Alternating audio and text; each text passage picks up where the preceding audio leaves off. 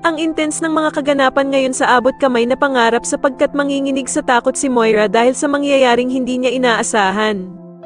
Dito nga ay mahuhuli siya sa akto ni Annalyn habang kinukuha niya ang pera ni Doc Robert kaya naman ay wala nang ang takas si Moira at hindi nito malaman ang kanyang gagawin. Samantala ay masisira ang mga plano ni Moira dahil sa makakabanggaan ni Bala Hadja si Annalyn at dito nga ay mukhang namukan nga daw siya nito.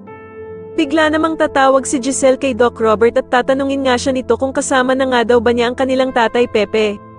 Pero sasagutin naman siya ni Doc Robert na hindi pa daw niya kasama si Lolo Pepe at nasa basurahan nga daw ito sa tapat ng pinto.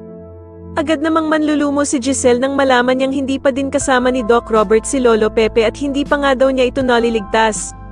Samantala ay mukhang lalaki ang chance ni Lynette na makatakas sa mga tauhan ni Moira dahil sa makikita siya ng kanyang kaibigan na si Doc Enriquez. Subalit magbabago nga ang isip ng mga dumukot kay Lynette at dito nga ay hindi na pera nito ang gusto ng mga tauhan ni Moira, kaya naman ay magpapagawa na naman sila kay Lynette ng iba. Sa kabilang banda naman ay laking gulat nila Nurse Ibon at Doc Enriquez nang makita nilang dalawa si Moira sa loob ng palengke. Dito nga ay magugulat silang dalawa at magtataka kung bakit nga daw nandoon ang bruhang si Moira. Manginginig naman sa takot si Moira at hindi nito malaman ang kanyang gagawin dahil sa wala na nga siyang takas sa pagkakahuli nila Annalyn sa kanya.